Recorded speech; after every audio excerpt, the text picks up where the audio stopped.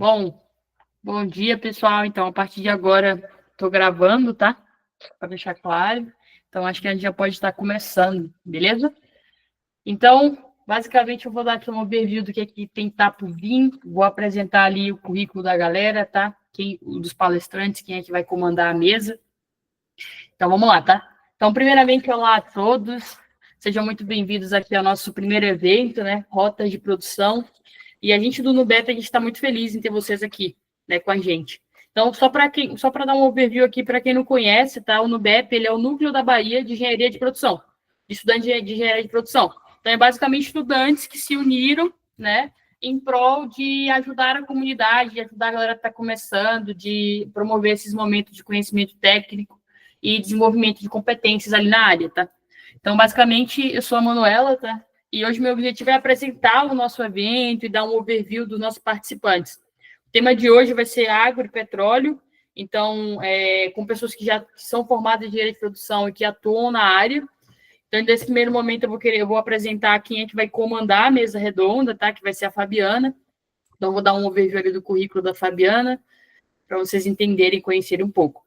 Bom, a Fabiana ela é estudante do quinto semestre do curso de Engenharia de Produção, na Faculdade Santíssimo, que se encontra aqui em Alagoinhas, tá? Ela é nossa diretora de projetos aqui no núcleo, e além disso, ela é uma das brasileiras no documentário da Unesco e da TV chinesa. Ela foi convidada pela Rádio Internacional Francesa para contar a sua história, cara. Então, assim, a menina tem uma bagagem aí. E aí, agora eu quero introduzir para vocês os nossos 4 convidados aí, que vão compartilhar as experiências dele com a gente, tá? Primeiro eu vou falar do André, que ele é encarregado de PCP na Cevale, tá? Com mais de 10 anos de experiência ali no agronegócio. Ele atuou na implementação do sistema MES, na Stara, não sei se eu estou falando certo o nome, tá? Depois você vai me corrigir lá para frente. E que é uma das empresas mais inovadoras no setor, né? No país. Tem o Joedson também, que ele é natural aqui de Alagoinhas, tá? E ele é formado no curso técnico agrícola e meio ambiente, além de também ter o nível superior na engenharia de produção. Então, ele já tem ali 19 anos de atuação no setor florestal, sendo 15 dele no setor ambiental florestal. E aí a gente tem a Jennifer também, cara, que ela é formada em engenharia de petróleo e atua como engenheira de produção do petróleo e gás. E ela iniciou na indústria de óleo e gás há 3 anos, né, Jennifer? E um ponto de chave é que a Jennifer trabalha com o Enio, né? Os dois trabalham juntos, né? Eu fui conversar com ele fez, cara, nossa, a Jennifer também tá? Não, então muito, muito massa isso aí, cara. E tem o Enio, né, para finalizar esse combão aí, que é os supervisor de manutenção lá na PetroRecôncavo, com 13 anos de experiência na indústria de petróleo e gás, é formado em engenharia de produção, tem mais de 10 anos de experiência na área, técnica de manutenção elétrica, instrumentação e automação industrial. Então, assim, a gente vê que a gente vai de vários nichos aqui, né, cara? Isso é muito massa. Então, aí, com todos apresentados, a gente vai dar início, tá? A nossa mesa redonda. E no final, tá bom, galera? No final a gente vai ter, além de diversos sorteios, tá? Que nós vamos ter no final, então aguardem aí, tá? A gente vai ter um momento especial ali com o Anthony, com a Tiny, para falar do momento Enegep. Eu não vou dar spoiler, não, vou deixar vocês esperarem até o final para vocês entenderem se vocês já não conhecem o que é o momento Enegep, tá? Então, nesse momento, agora eu vou passar a palavra para a Fabi, que vai dar início aí à mesa redonda. Show?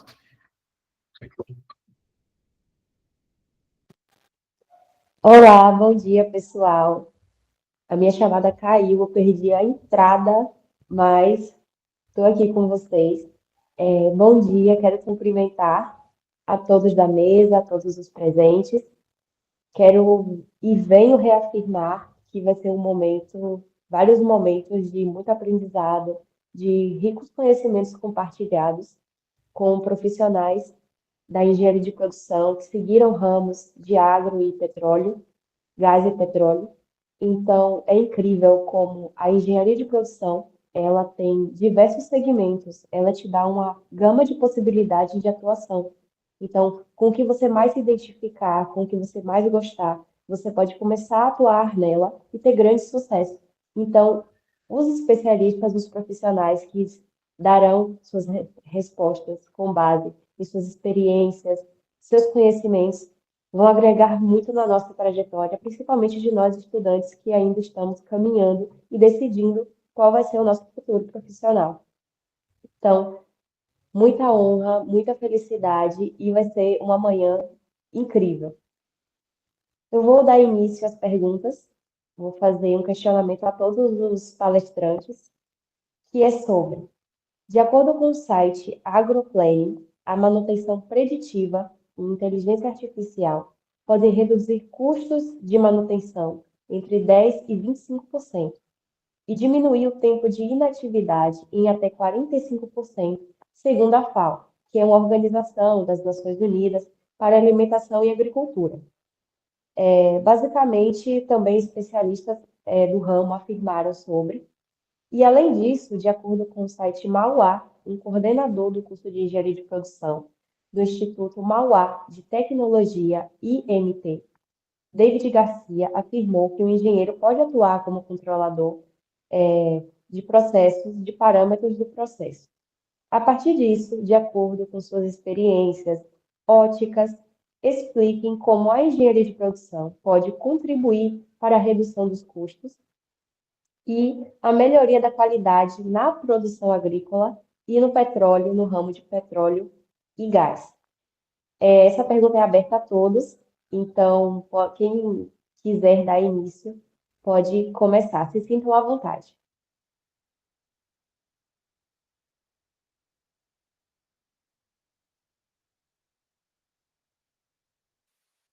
Bom dia, vou começar aqui então.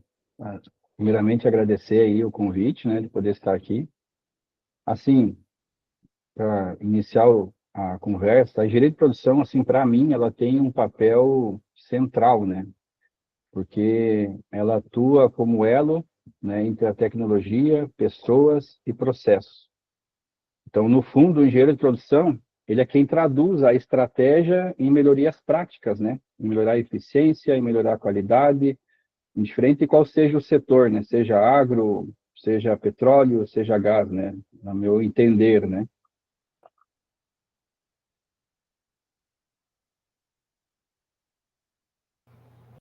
Aproveitando, complementando aí o André, então, ainda no agro, né?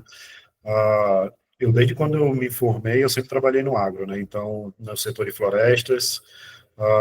E aí, quando eu comecei a fazer engenharia de produção, a gente ficava bem na dúvida: caramba, velho, eu vou continuar aplicando os conceitos da engenharia de produção nessa parte ambiental, agrícola, sustentável? E, na realidade, sim, muito, e muito mesmo. Então, assim, cada ferramenta que a gente aprende ao longo desses 5 anos de curso, a gente aplica em todo o processo. Então, a gente consegue aplicar no setor agrícola, por exemplo, a todo momento, o estudo de tempos e movimentos, então a gente consegue melhorar a eficiência da operação. A gente trabalha com muito implemento agrícola, então a gente tem que sempre estar pensando em otimização, melhorias, qual equipamento a gente pode implementar algo que possa aumentar o rendimento, que possa melhorar a qualidade daquela produção e também planejar todo o processo, né? Então, a facilidade que o engenheiro de produção tem em visualizar todo o processo, né, de entradas, saídas, desde o planejamento até a entrega do produto, e, além disso, conseguir direcionar para a equipe, né, para a mão de obra que está lá trabalhando, que você precisa engajar eles, traduzir a estratégia da empresa para eles, o engenheiro de produção tem essa facilidade, né, por ele conseguir visualizar todo o processo produtivo e conseguir entender, né, a estratégia da empresa com a operação.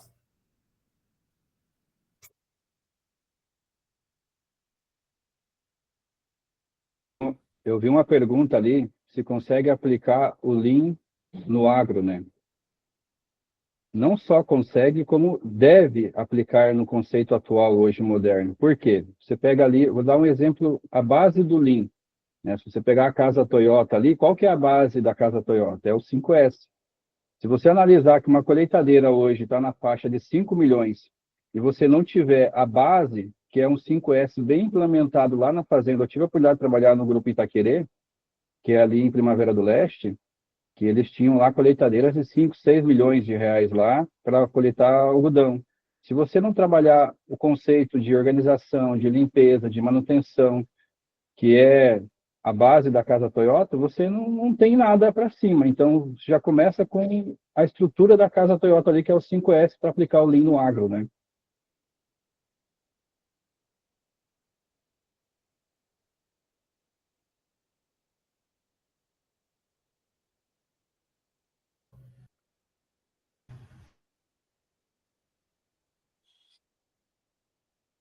Falando um pouco do ponto de vista, né, da engenharia de petróleo, como Manuela mencionou, eu sou engenheira de petróleo, mas hoje eu trabalho em um setor de produção.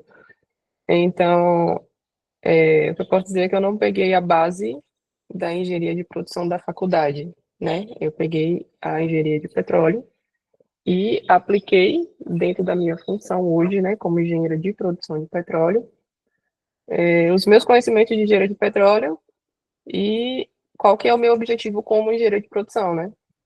Que é produzir o máximo que o meu poço pode me permitir. Então, é, é um pouco diferente do que os meninos trouxeram, né? Que eles são da área mais agro e eu sou da área do petróleo. Mas, do nosso ponto de vista lá, a gente quer produzir o máximo que o poço pode nos oferecer. Então, como que a gente faz isso?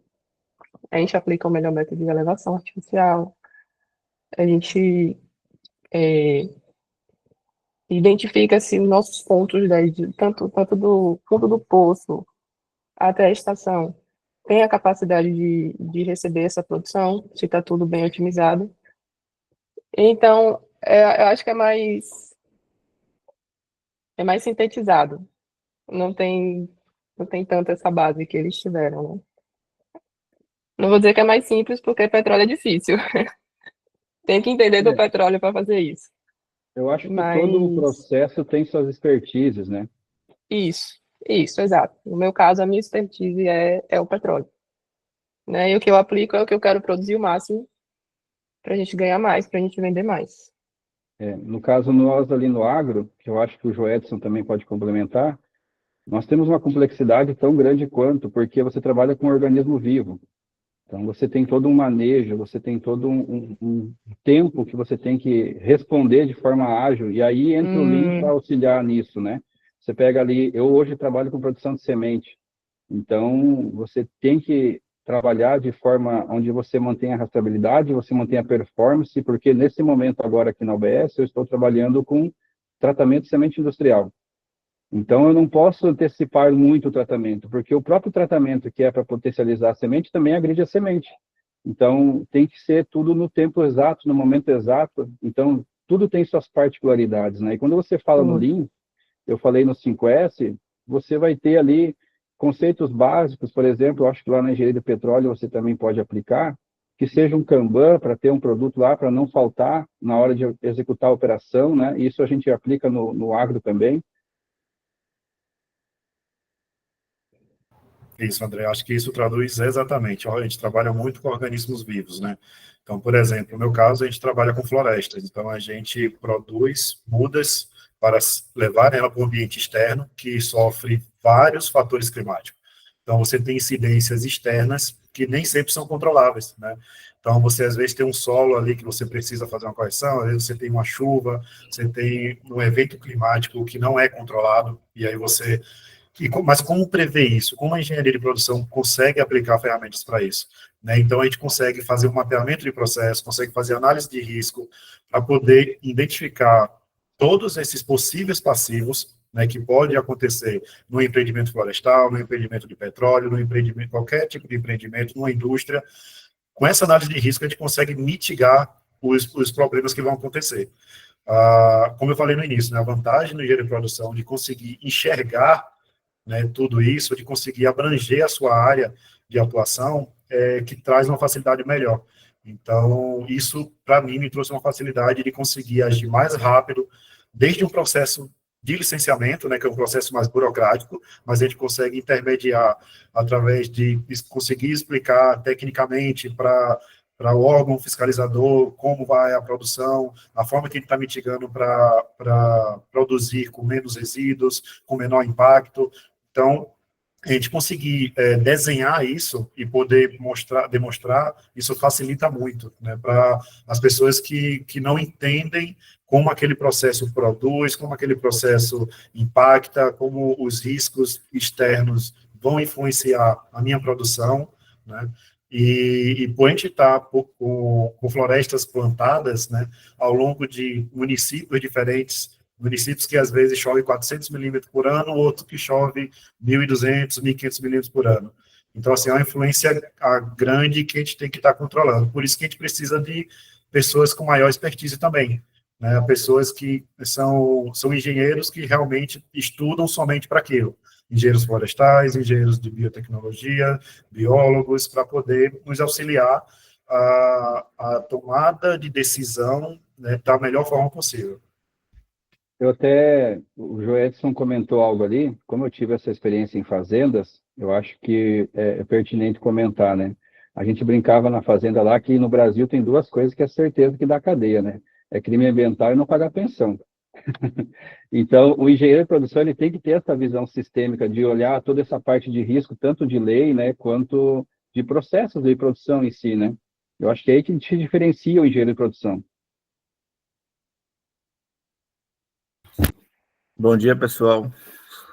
Eu vou um pouco numa vertente diferente, que eu já venho da manutenção. Então, muita gente tem essa dúvida, né, sobre como aplicar a engenharia de produção na manutenção e no petróleo e gás, né? Então, são perguntas que eu recebo frequentemente. E, assim, acho que o maior desafio da engenharia de produção é conseguir aplicar as ferramentas da gestão no processo que você está inserido. Então, hoje a gente, né, produz, onde eu trabalho, a gente produz petróleo e gás, a gente injeta água produzida, e temos a manutenção, né, para dar apoio à operação e à produção. A gente precisa manter esses equipamentos disponíveis.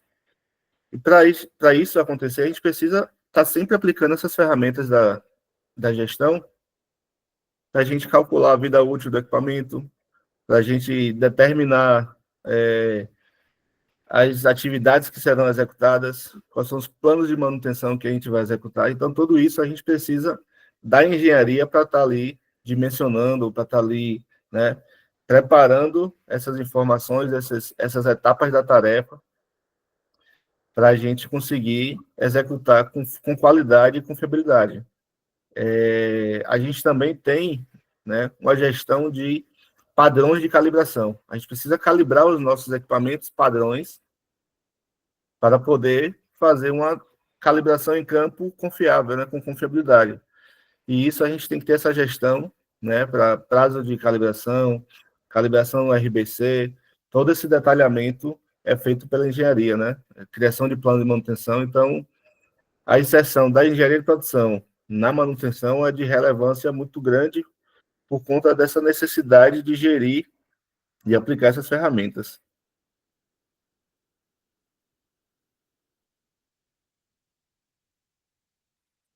Eu acho que esse conceito que o Enio trouxe, eu acho que é exatamente onde o engenheiro de produção se destaca, né? Por exemplo, nós temos aqui a unidade de beneficiamento de semente, então nós temos um parque de máquinas aqui bem complexo para fazer todo o beneficiamento, com elevadores, mesas densimétricas, máquinas de pré-limpeza, padronizadoras, máquinas de ensaque, e assim vai, né? Fora as máquinas de tratamento. Então, você ter uma preditiva bem feita, você ter, né, uma preventiva bem executada, né, você saber responder de forma ágil numa corretiva quando necessário, é aí que o engenheiro de produção entra, porque ele é um cara que está enxergando o todo, né? Ele não enxerga, por exemplo, só como o engenheiro mecânico, a parte mecânica. Ele vai ter uma noção de elétrica, ele vai ter uma noção de mecânica, vai ter uma noção sobre a parte operacional também. Então, esse é o grande diferencial. Exatamente. A visão do engenheiro de produção é muito ampla. Muita gente perguntava, por que você não fez uma engenharia elétrica? Por que você não fez engenharia de automação? Mas eu preferia a engenharia de produção por essa amplitude, né? Você poder trabalhar com um pouco de cada, né? Ter um pouco de domínio de várias ferramentas de gestão. E para a gente que está na liderança de equipe, né, de pessoas trabalhando com pessoas, a engenharia de produção é a peça-chave, né? Você consegue ter ali embasamento para você conseguir gerir pessoas, gerir equipamentos, né? Lidar com pessoas. Então, você ser engenheiro de produção e atuar em diversas áreas, isso facilita muito. Por exemplo, a gente precisa ter as nossas análises de indicadores. A gente precisa bater as metas, né, de manutenção, seja preventiva, seja preditiva. A gente precisa diminuir o máximo de corretivas para manter disponibilidade operacional. E tudo isso, o engenheiro de produção está ali, né, analisando os dados e conseguindo dar recursos para a gente poder melhorar na nossa eficiência. Acho que um ponto muito importante que você tocou, Andy, é essa questão de gestão de pessoas, né? Então, o engenheiro de produção, ele também tem que, além de entender processo, além de adotar as ferramentas, ele não pode esquecer um ponto mais importante, né, que é se aperfeiçoar de como ter uma gestão cada vez mais humanizada. Apesar da gente estar sempre procurando melhoria através da mecanização, né, mas o mais importante é a gente ter uma gestão cada vez mais humanizada para a gente ter mais resultado. Quando você tem uma equipe que está engajada no processo, que você consegue transmitir para ele a importância de tudo aquilo que ele está fazendo, né, você consegue ter resultados muito significativos. Né? A melhoria do processo, ela anda, a equipe anda mais rápido, você tem mais resultados, seus indicadores estão sempre bons, e quando está ruim, a galera se engaja para resolver rapidamente. Então, sempre eu brinco com a equipe que a gente, apesar da gente ser contratado para resolver problemas, né, os problemas, quando você conhece, quando você mapeia, quando você já sabe o que fazer, ele se torna mais fácil o trabalho se torna muito mais simples. Né? Então, por quê? Porque quando acontece de você, encontrei um problema aqui, de manutenção, ou um problema aqui burocrático, você não só com sua experiência, mas por você ter desenhado, né, o processo que você está trabalhando, você já sabe a tomada de decisão que você tem que fazer. Eu sei que para esse problema aqui, a gente pode adotar essa estratégia que vai ser mais fácil resolver. Qual a importância dos procedimentos? A importância das ferramentas que a gente tem, dos indicadores que a gente monitora diariamente e apresenta para a equipe, né, passa para eles e engaja eles a tá tomando decisão junto com a gente. Aqui na Cevale, por exemplo, uma das ferramentas que nós estamos aqui, que nós abandonamos o nome, né, que é comum no mercado, aí, chamado de Programa 5S, nós aqui o nome é Movimento 5S. Por quê? Porque nós entendemos que ele tem que ser um movimento constante. E esse movimento constante, de estar constantemente pensando em melhoria, a gente trabalha o conceito de fazer com que os nossos colaboradores, né, eles deixem de ser mão de obra, né, e se tornem, que são pessoas, o que é mão de obra, né, em outras palavras, né, pessoas que apenas executam tarefas, seguindo ordens, sem questionar, atua de forma obediente, né. Mas o que nós estamos buscando aqui, que o nosso CEO, ele vem desenvolvendo essa cultura, né, o nosso presidente, enfim, que as pessoas se tornem mente de obra. Então, a pessoa que entende o motivo das tarefas, que reflete sobre formas diferentes de realizá-las, né? Daí sim, buscando sempre otimizar atividades, né? Então, quando você trabalha o conceito de pessoas, juntando com o Lean, que seja a ferramenta do 5S, como eu dei esse exemplo que nós aplicamos aqui, e aí você vai um pouquinho mais além, você começa a estudar o que é, como fazer um bom PDI, como fazer uma análise, né, DISC ali com o teu colaborador, aí o engenheiro de produção vai começar a se diferenciar.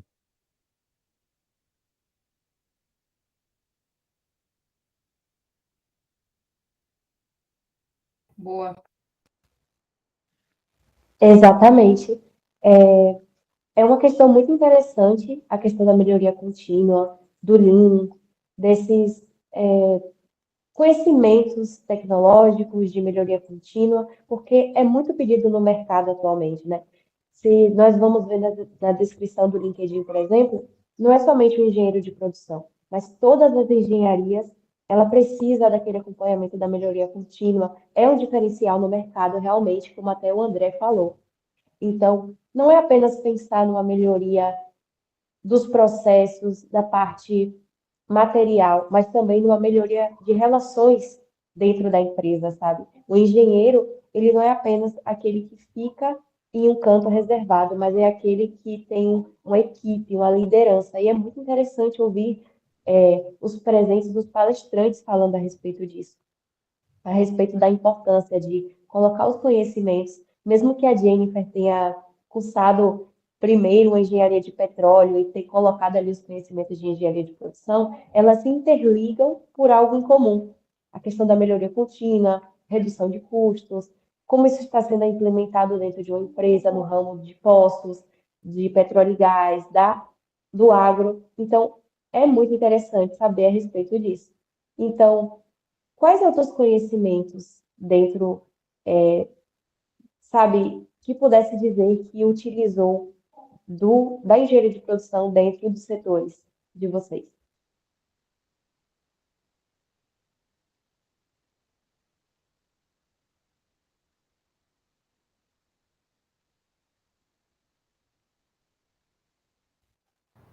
Então, posso iniciar. Pode se sentir à vontade.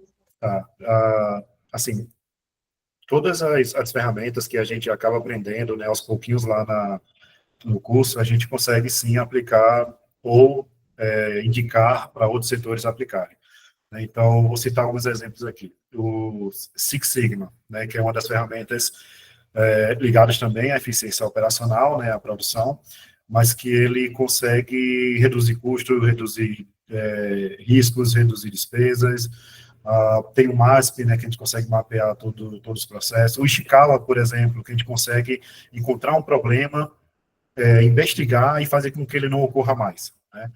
A gente tem o próprio mapeamento do processo, que a gente pode mapear qualquer coisa, sabe? Então, a gente tem uma atividade que a gente quer mapear para depois identificar possíveis indicadores para fazer uma boa gestão. Isso também a gente consegue fazer, né? Porque a gente consegue desenhar o processo e que isso não vai servir só para a gente, para quem está ali atuando ou quem criou o mapa. Ele vai servir para outras pessoas que entrarem na empresa, outras pessoas que pegarem aquele processo em andamento, ele vai enxergar de maneira mais fácil, vai acelerar o aprendizado, né, dessa pessoa, para ela poder ter resultados mais rápido, tá? A própria produção enxuta, né? Então, a gente, apesar de ser do agro, a gente também trabalha sempre pensando em produzir mais, né, reduzir custos, reduzir impactos naquele ambiente. Então, se a gente está lá produzindo mudinhas de planta, né, a gente produz mais de 30 milhões por ano de plantas para poder ser distribuída ao longo do Brasil. Então, a gente também tem que pensar numa produção, são pessoas que fazem esse trabalho, então a gente tem que pensar como elas podem produzir de uma maneira que não tenha impacto para elas, né? Então, por isso que a gente estuda muito tempo e movimentos para poder tornar a atividade ergonomicamente acessível, né, para elas. Tem a questão dos equipamentos que fazem a colheita, que são aqueles maquinários que derruba, processa, né, faz o carregamento em cima do caminhão. Tem a logística também, que a gente tem que também pensar, planejar as melhores rotas de logísticas, tanto para reduzir custos, reduzir emissões atmosféricas para o consumo de combustível, mas também pensar em menor impacto nas rodovias, nas estradas vicinais, né, nas pessoas que moram ali próximo a esses empreendimentos. Então, assim, tem muito processo que a gente pode, sim, estar adotando as ferramentas que a gente aprende, né, o ensinamento da engenharia de produção nesses processos produtivos, né, da cadeia agrícola e creio que outros processos também.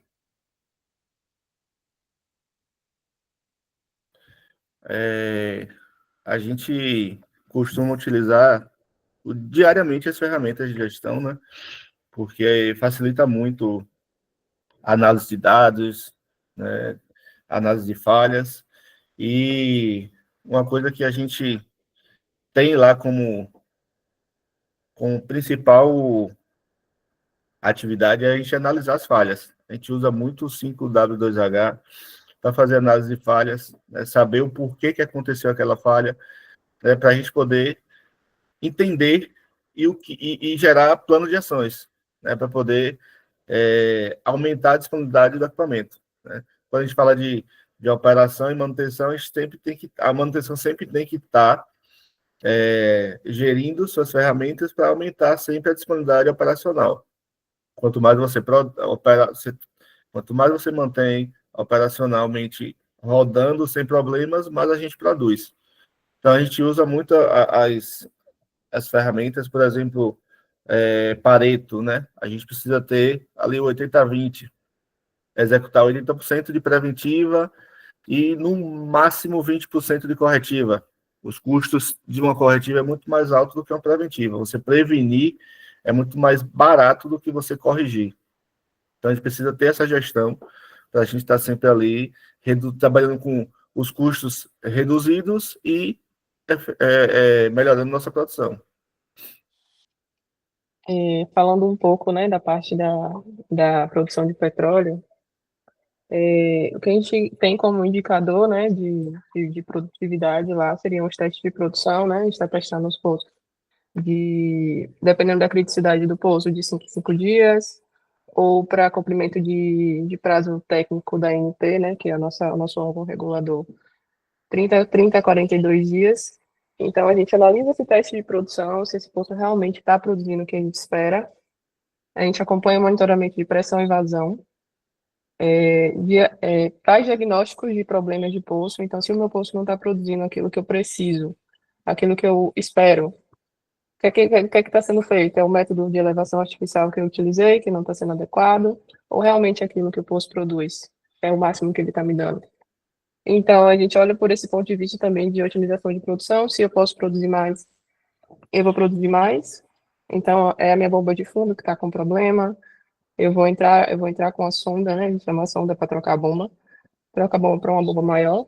Então, a gente está sempre analisando o desempenho dos poços, está sempre analisando a produção deles e está sempre procurando, né? Chegar nesse ponto ótimo, que a gente chama de otimizado. A gente está produzindo o máximo que o poço pode produzir. Assim, tratando bem do ponto de vista da engenharia de petróleo de produção, tá? Assim, nós aqui, eu tive a oportunidade de ter uma carreira bem ampla, então, desde a indústria metalúrgica ao agronegócio. Então, esse tem sido um dos grandes desafios, né? Em cada local que a gente vai, implantar as ferramentas. Então, exatamente o que o Enio, o Joedson falou, você chegar lá na fazenda lá que seja, e começar a desenvolver um A3, começar a trabalhar o conceito para as pessoas raciocinarem melhorias, né? Porque muitas vezes a primeira coisa que você escuta sempre foi assim. Então, o trabalho do engenheiro é fazer as pessoas mudar a mentalidade do sempre foi assim, do porque eu posso fazer melhor. E quando a gente fala em posso fazer melhor, aí você começa com ferramentas simples, que seja o Ishikawa, que seja, né, o 5W2H. Você começa a mudar processos, e eu costumo brincar, falando que o engenheiro de produção, a técnica dele, né, é a técnica de guerrilha, né? Então tem que fazer pequenas ações várias vezes para derrotar um grande exército. E assim ele vai aplicando para cada ação uma ferramenta, que seja um 5S, que seja um 5W2H, que seja um A3, e assim ele vai fazendo essa análise e vai analisando o processo para poder desenvolver a cultura da melhoria contínua, que é aí que está o grande diferencial.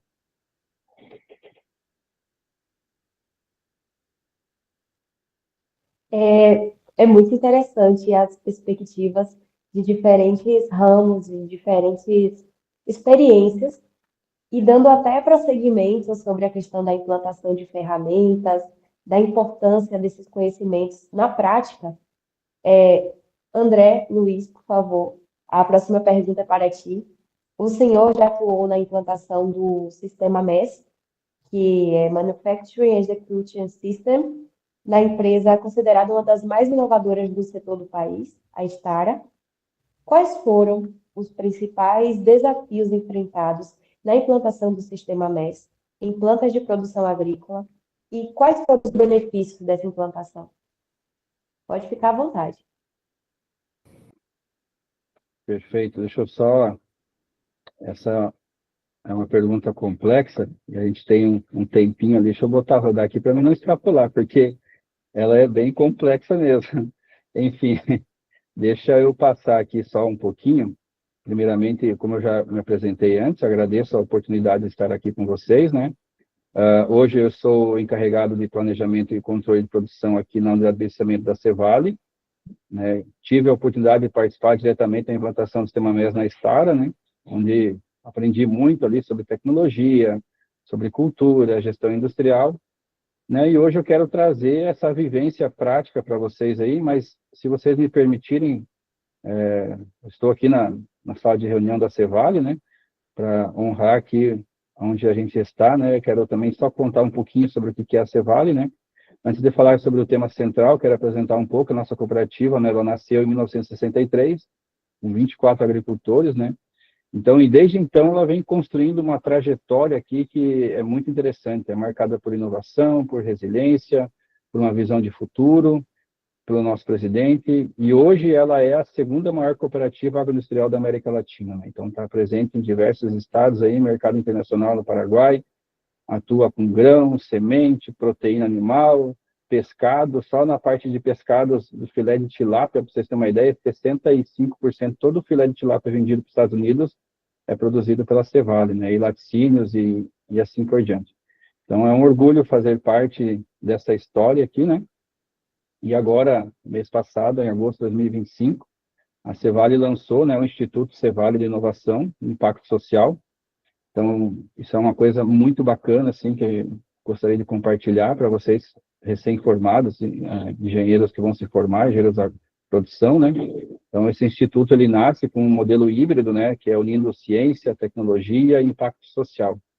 Então, a missão é clara, né, inovar, gerar valor econômico, contribuir para o desenvolvimento das comunidades.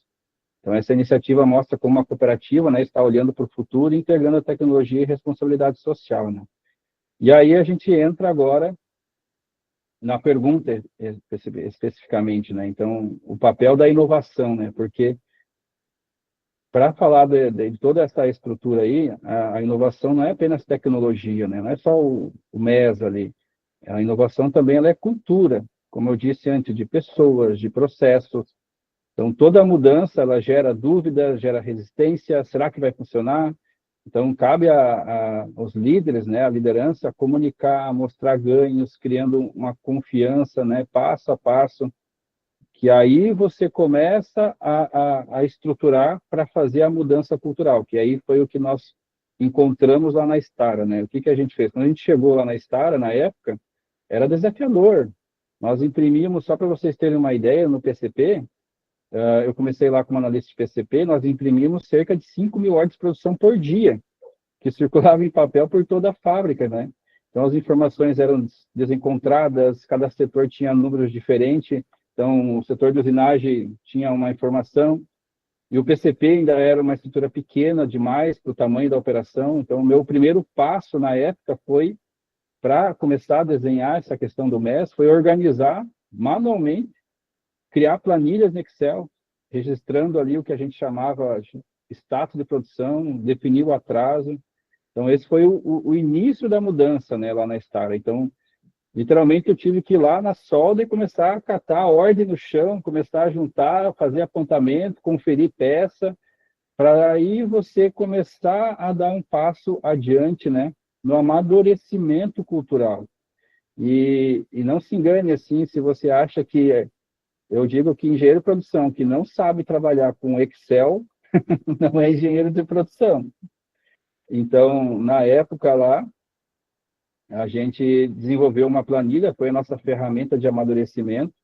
Então, com ele, passamos a medir atrasos, descobrimos que tinha 15 dias de lote sem atraso, transmitimos à equipe a mensagem que a ordem de produção ela era o passaporte para o próximo setor.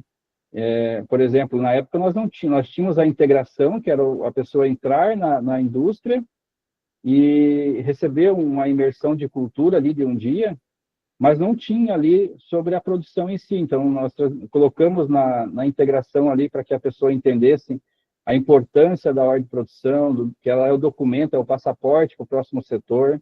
Incluímos esse conceito, né, para os novos colaboradores. Então, essa disciplina, essa padronização foram a base ali para a gente começar a desenvolver. Após isso, Aí, estou tentando sintetizar, né? A gente desenvolver a cultura, a gente padronizar indicadores, a gente começou a implantar o OEE, em Excel mesmo, começou a implantar o status de produção. Aí que a gente foi partir, né, vamos para o mercado, chegamos lá para o diretor na época, Lucas Arendt, precisamos partir para um sistema mais robusto. O Excel já conseguimos dar uma evoluída bacana. Então, com isso, o diretor nos desafiou a buscar na indústria 4.0, né? Na época, nós formamos um grupo, então foi eu, o Márcio Hopkin, Atilano, visitamos várias empresas, avaliamos os sistemas MES que tinha no mercado, porque, assim, essa parte aqui, se você não fizer, você tem muito charlatão no mercado, que vai mostrar gráficos bonitos, que vai mostrar muita coisa. Então, essa parte aqui eu considero que, de todo o sucesso que o projeto MES teve lá na Stara, foi uma parte muito importante, a escolha do parceiro. Então, percebemos que precisava de um sistema aberto. E a gente viu no mercado que tinha o quê? Tinha sistema com a caixinha pronta, que tinha uma automação meio standard ali, que era do próprio cara. A gente viu que, não, para o que a gente precisa, tem que ser algo mais robusto. Então, a gente buscou um sistema aberto, com CLP, né, de fácil acesso no mercado, que se queimou esse CLP, eu consigo rapidamente comprar um novo CLP da Siemens, que seja um Schneider, para fazer a coleta de dados. Então, que fosse escalável em plantas, né, que nós queríamos expandir globalmente, inclusive. Então, que tivesse essa aderência real ao nosso processo também. Então, a escolha, na época, a gente escolheu o sistema MES da Secor, que era uma empresa aqui de Canoas, né, foi uma parceria estratégica, que trouxe aderência, visão de futuro. Aí nós iniciamos com a escolha desse sistema, a implantação. A gente foi visitar a GCO em Canoas, foi visitar a fábrica da Dana, a fábrica da Honda, para daí sim dizer, não, beleza, esse aqui é o nosso sistema para nós começar a iniciar um projeto piloto. Então, a gente, na época, escolheu a célula de solda ali, né, como robô de solda, que nós tínhamos no gargalo. Então, o objetivo era aumentar a disponibilidade dos robôs de solda, coletamos sinais, conectamos máquinas, criamos banco de dados. Na época, ainda era o RP da Prodecis, ali, que é um RP local. Aí, apresentamos os resultados ao diretor e recebemos daí o aval para avançar. Assim, se você acha assim, vou pegar cheguei numa indústria e vou começar técnica de terra arrasada, ali larga uma bomba e planta em tudo. Eu não digo para seguir esse caminho, sabe? Eu digo, faça um projeto local, teste, veja se aquilo.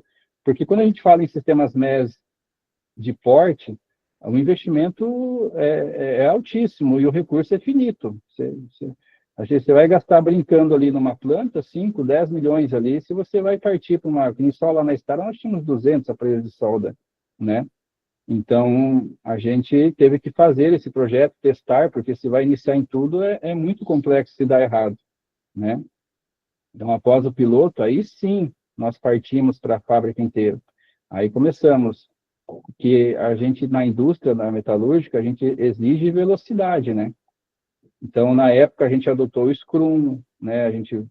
Para fazer o gerenciamento das atividades ali, com um quadro cheio de post-it lá, todos os dias, cada um ali da minha equipe relatava o que fez, o que travou, o que faria. Isso deu velocidade, né? Mas, em compensação também, tudo são aprendizados, né? Nós pecamos ali na documentação, o aprendizado veio depois, quando a gente teve que integrar esse sistema com o SAP. Então, a documentação é essencial para deixar legado, não apenas agilidade, né?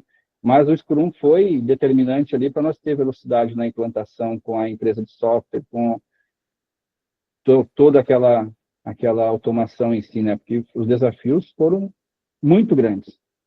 Integração com máquinas como Bystronic, máquinas laser, tornos Mazak, não liberavam sinais na época facilmente. Tínhamos que descobrir senha, puxar redes, conectar CLPs ali, catar sinal na máquina, né? Tínhamos que importar, em alguns casos ali, uns tablets da China, porque era tudo muito recente. Compramos alguns all-in-one da Positivo, compramos umas telas touchscreen conectadas no USB. Então, foi um processo, por ser 10 anos atrás, foi bem complexo. E as lições, assim, que eu tiro de tudo isso, vamos lá, a grande lição é que a tecnologia, ela não é o fim, engenheiro de produção, guarde isso assim nessa conversa aqui, ela é o meio. O mais difícil mesmo foi amadurecer a cultura, né? Convencer líderes, padronizar indicadores, como o AE. Nas linhas de montagem, a gente botou lá os Andon, as TV com Tactime. A gente viu que precisou implantar 5S, foi implantado CCQs na época. Até meu irmão foi que iniciou o projeto CCQ lá, junto com a qualidade, a melhoria contínua. E a Secor, né, que foi a empresa que nos ajudou, ela não entregou também apenas tecnologia, né, mas uma consultoria, um aprendizado. Eu mesmo sou eternamente grato ali por eles, ensinamentos, visão, que formaram, né, uma estrutura lá. Então, a minha jornada lá mostra que a mudança, ela começa pela cultura, né, depois nos processos, e só então na tecnologia. A tecnologia, ela é apenas um meio para potencializar a cultura. E a disciplina já está construindo ali, seja na indústria do ferro, no agro, semente, a essência é a mesma, né? Pessoas, processos, e depois tecnologia, que é exatamente o que eu agora, nesse momento, venho tentando desenvolver aqui, né, no grupo, na cooperativa Cevale, né? E tem sido uma experiência bem enriquecedora aqui, tá? Então, tentei resumir ali um trabalho gigante, o máximo que dá para não estourar o prazo aí, tá bom? Muito bom, cara. Muito. Acho que dá tempo do Antônio fazer a pergunta aí. Não é nenhuma pergunta, é mais um comentário do quanto está sendo enriquecedora essa palestra aqui. A gente vê o quanto as metodologias, as ferramentas estão imersas na cultura, no dia a dia do engenheiro, né? Porque muitas das vezes a gente está estudando na faculdade, algumas coisas a gente deixa passar, algumas coisas a gente só pega o conhecimento, a gente entende aquela ferramenta para que serve, mas a gente vê o quanto essas ferramentas e essas metodologias estão imersas no dia a dia. Cara, é muito legal, é muito enriquecedor. A gente entender o caminho que a gente pode se especializar cada vez mais, o que buscar estudar também, as metodologias, as ferramentas, enfim, está sendo bem legal.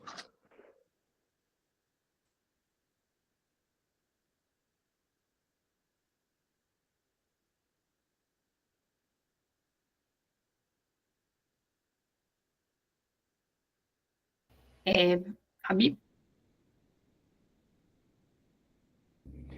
Assim, só complementando o que o Antônio falou, hoje aqui na Cevale, por exemplo, e não só na Cevale, né, mas o agronegócio como um todo, vamos pegar o tempo que eu fiquei nas fazendas lá no Grupo Itaquerê, nós tínhamos 7 fazendas lá, a gente começou o mesmo processo, planilha no Excel, fichinha operacional, quantos hectares plantou a plantadeira, qual que teria sido planejado, quais foram as paradas, quanto tempo demorou ali, a gente chama de melosa, né, que vai o caminhão lá abastecer, demorou para abastecer, quanto tempo demorou para abastecer a plantadeira, estamos abastecendo em saco, estamos abastecendo em bag, qual que é a diferença?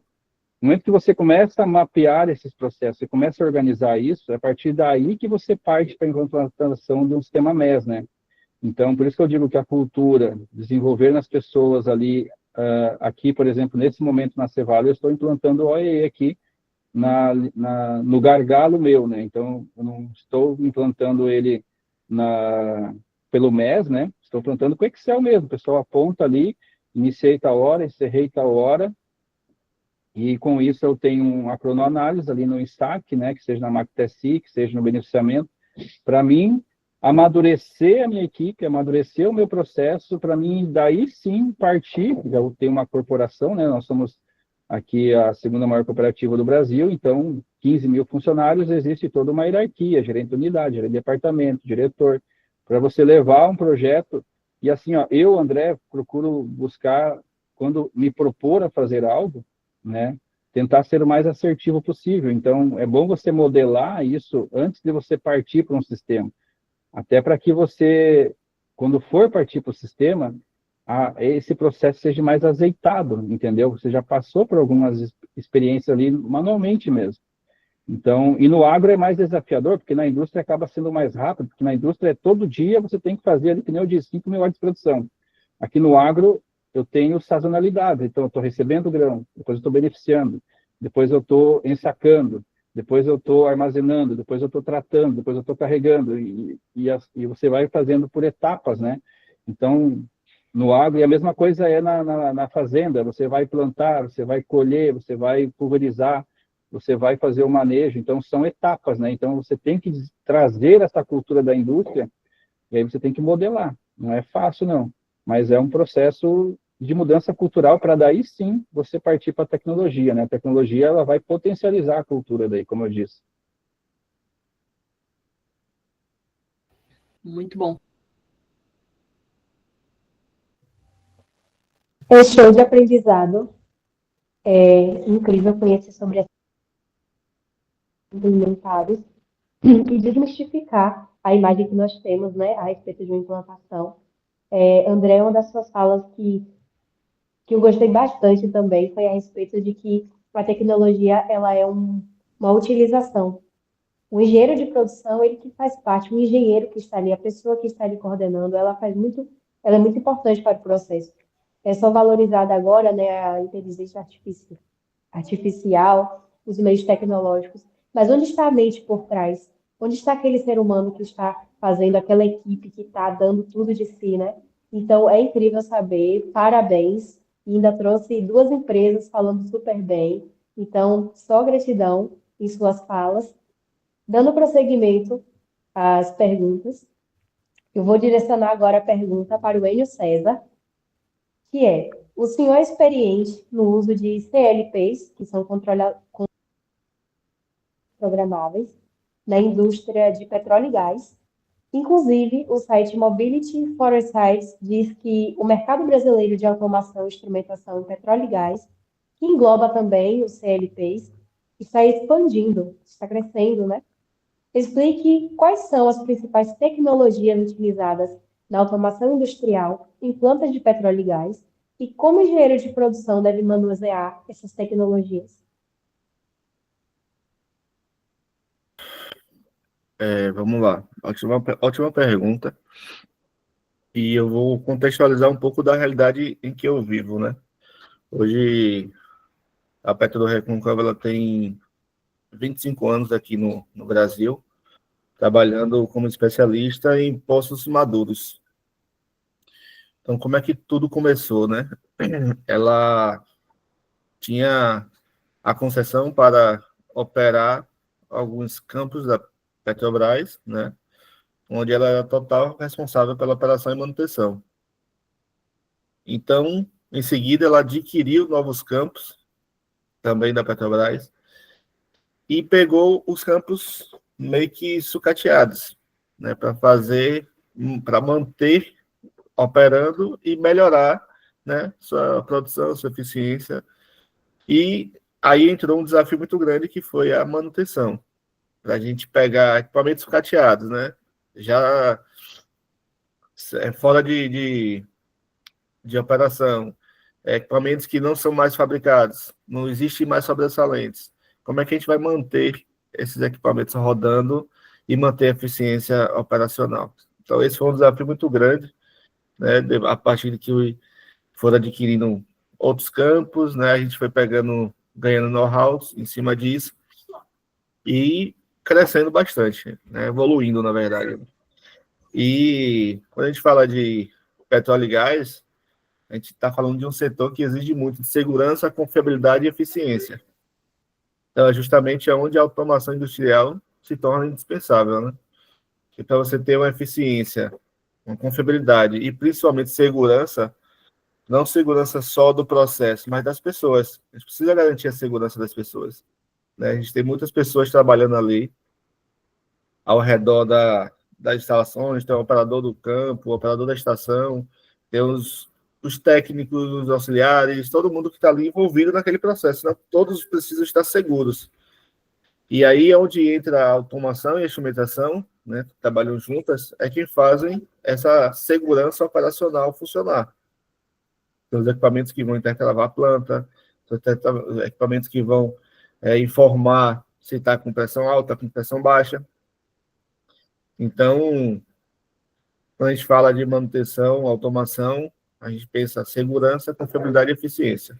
E é justamente onde entra a automação e os CLPs, né? Ou PL6, né? Que, traduzindo, são controladores lógicos programáveis, né? Que são o coração do processo. Então, esses equipamentos estão presentes, né, em praticamente toda a planta, bombeio, compressores, caldeiras, separadores de óleo, água e gás, né, os trifásicos, né, e eles garantem que os processos ocorram dentro dos parâmetros ideais, de forma automática e, mais uma vez, segura, né? Então, hoje a gente tem muito menos a intervenção do homem para garantir o processo rodando do que antes, por conta da automação, né, automatização do processo.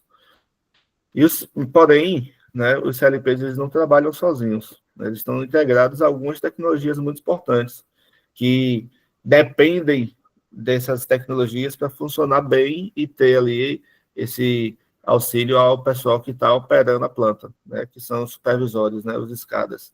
Então, você precisa programar o CLP, né, e programar o seu escada, que é o seu supervisório. Toda informação que o CLP lê dos instrumentos que estão no campo, ele processa, manda as informações de volta para o campo, né, para ter a tomada de decisão dos instrumentos, mas, ao mesmo tempo, ele também está enviando para o supervisório. Então, o operador de sala, o operador de campo, ele sempre está ali visualizando o que é está acontecendo no seu processo. Então, é relevância muito alta você ter um CLP e bons CLPs, né, bons programadores também. A gente não pode só ter o CLP, mas tem que ter uma pessoa que programe, né? A gente tem que ter o técnico de automação, né, para programar e fazer algo com qualidade. Eles, como eu falei, eles estão integrados em outras tecnologias, além da instrumentação inteligente, né? Você coloca lá o seu instrumento, né, seus sensores de pressão, temperatura, vazão, nível, né, que já estão todos ali conectados à sua, como é que posso dizer, a rede de automação, né? Chamada internet das coisas industriais.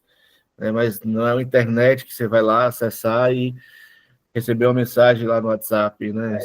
Mandar um e-mail. A internet que apenas vai se comunicar com os equipamentos, né? É a rede de automação, né? A gente entra e consegue visualizar toda a planta ali naquela rede. E aí, a gente também tem as redes industriais, né? Falando de rede, a gente tem as redes industriais, que são como Modbus, Profibus, Ethernet, né? Que fazem essa comunicação entre esses dispositivos. São software de análise que utiliza inteligência artificial e manutenção preditiva para aumentar a confiabilidade. Ou seja, a gente tem essa tecnologia e precisa usar a favor, né? Como foi dito aí, a inteligência artificial hoje está cada vez mais avançada. E a gente precisa saber utilizar, né? Como utilizar para nos ajudar. E a gente utiliza muito fazendo essa análise de dados, né? Além da comunicação, a gente faz análise de dados, né? A gente coloca lá um equipamento, onde ele faz ali a preditiva, ele coleta esses dados, né? Vibração, temperatura, pressão, e nos passa esses parâmetros. Só tem que, embarcado a isso, eles pegam já os dados do equipamento, do ativo que ele está monitorando, e diz, esse ativo aqui, ele precisa estar de acordo com as recomendações do fabricante nesses parâmetros. Tem 3 meses aqui que você está analisando e ele está começando a sair dessa curva aí, desse gráfico. Então, tem alguma coisa errada. Vamos programar para fazer uma análise ali melhor, para poder evitar que o equipamento fique indisponível, né? E que a gente faça uma corretiva, perdendo produção, né? Deixando o equipamento indisponível. Então, ele passa todas as informações e o engenheiro de produção ali vai fazer análise, né? Com aquelas ferramentas de gestão. E aí, o que seria o papel do engenheiro de produção nesse cenário? Aí já fazendo esse link, né? Uma parte técnica, né, que eu passei e uma parte do que o engenheiro vai aplicar, né? E eu diria que é justamente ser o elo entre a tecnologia e a gestão. A gente tem a tecnologia para nos informar dados, né? E o engenheiro, a de produção, para fazer a gestão desses dados, né? Cabe a nós, aí como engenheiros, interpretar os dados que vêm desses sistemas e transformá-los em informações úteis para a tomada de decisão, né? Como garantir também que a automação respeite normas, né? Apoiar na integração entre a operação e a gestão estratégica, avaliar custo-benefício de cada investimento.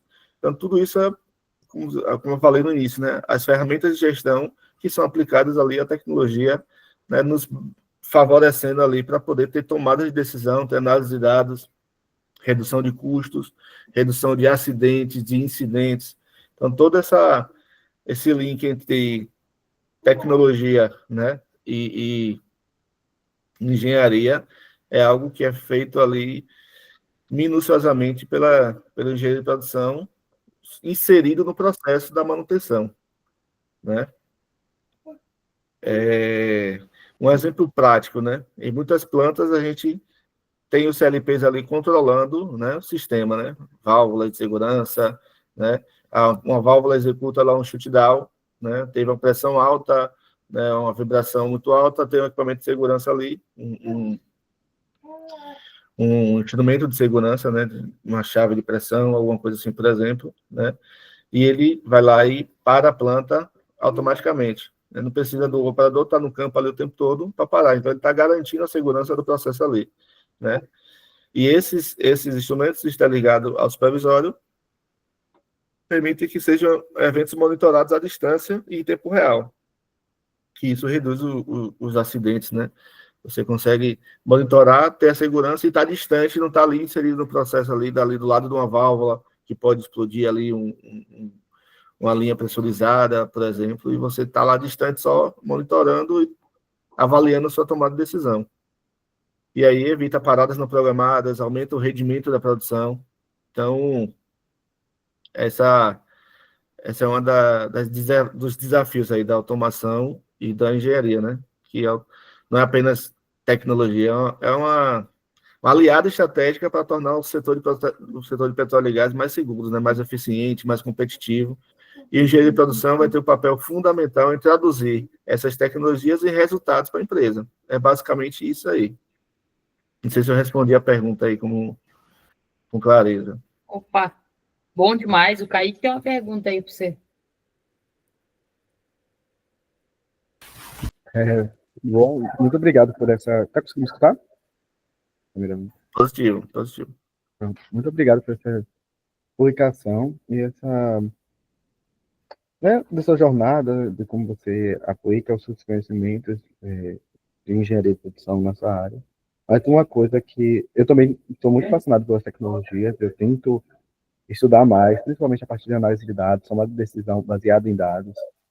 E, atualmente eu estagio em uma fábrica que é muito mais... Não tem os serviços tão automatizados. E a gente está tentando trazer mais a tecnologia para a gente e garantir uma qualidade melhor dos serviços. Mas uma coisa que eu fiquei me questionando enquanto o senhor estava explicando é esse conhecimento técnico sobre as tecnologias, sobre o uso sobre automação, IoT, CLPs. O senhor obteve esse conhecimento pela faculdade,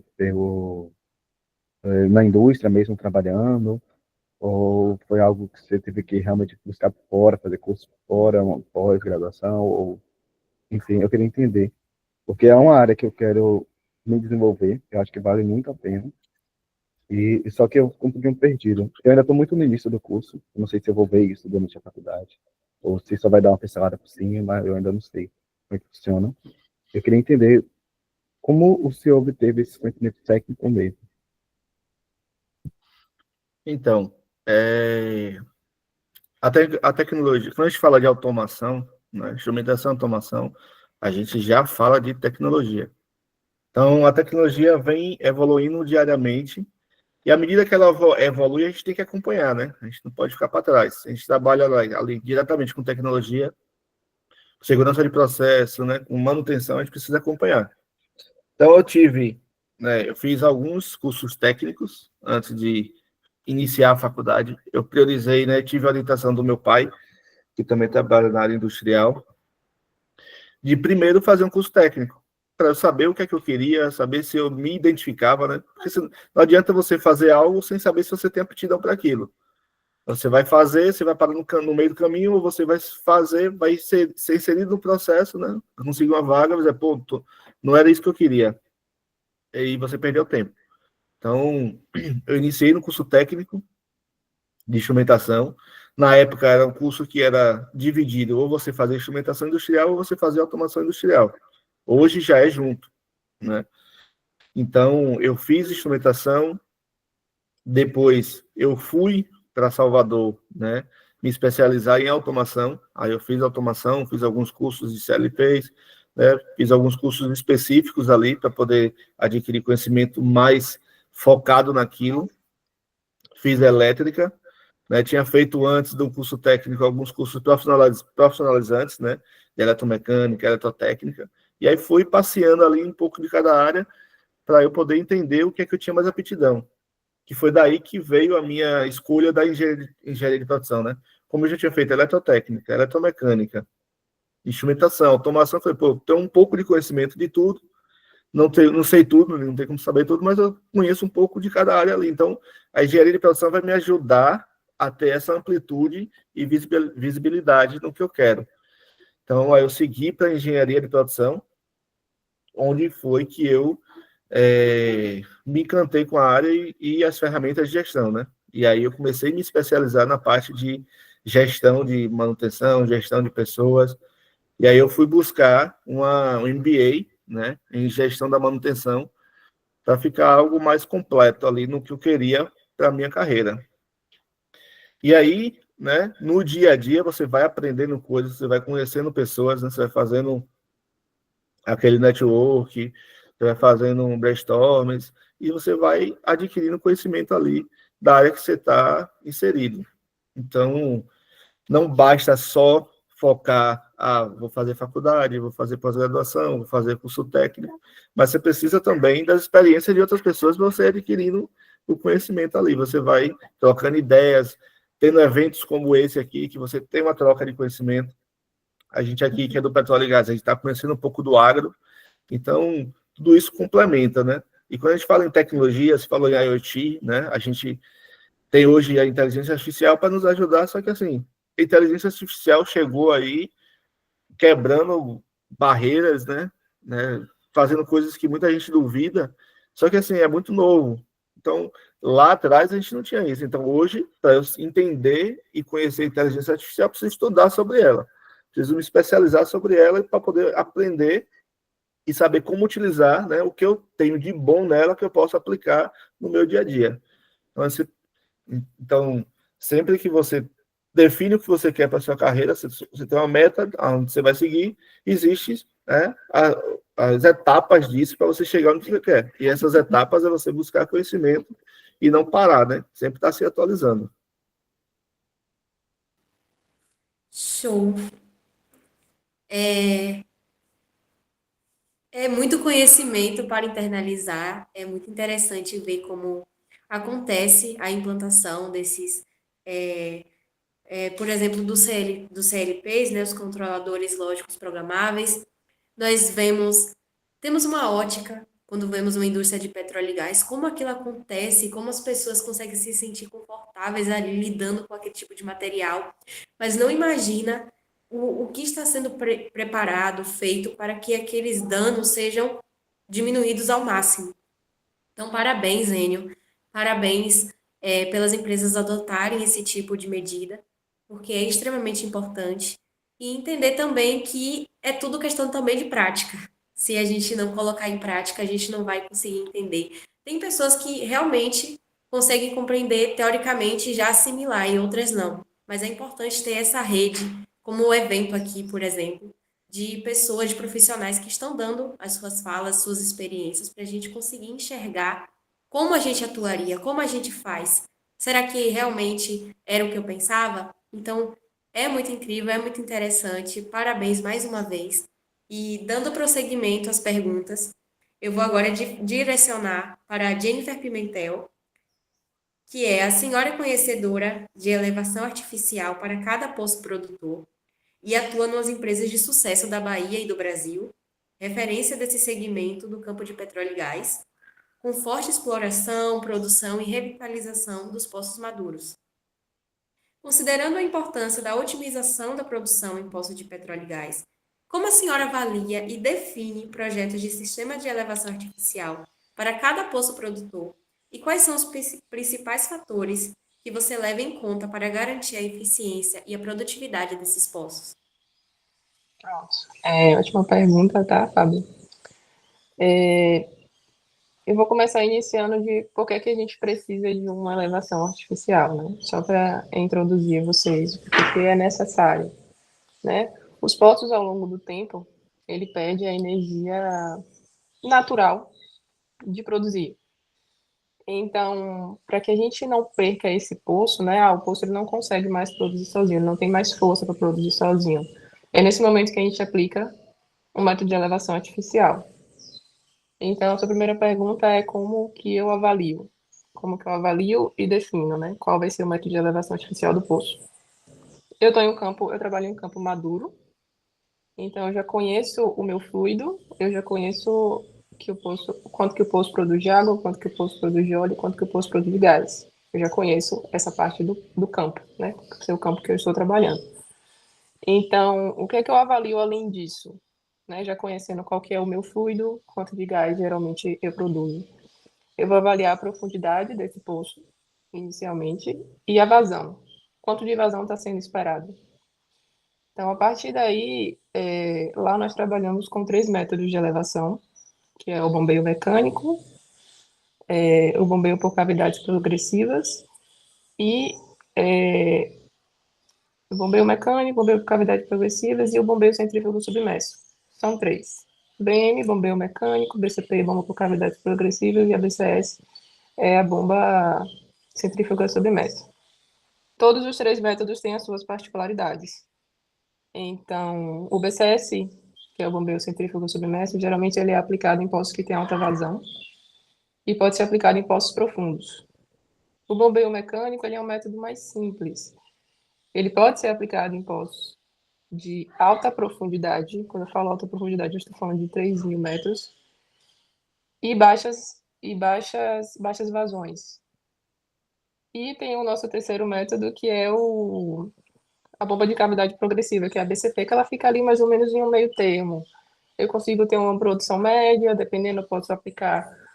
É um tipo de bomba que ela varia, né? Tanto eu posso produzir menos, como eu posso produzir um pouco mais. Então, ela fica num ponto mediano.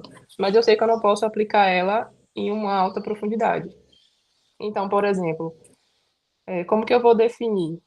Se eu tenho um poço que ele está a 3.000 metros de profundidade e ele vai ter uma baixa produção, eu aplicaria um bombeio mecânico.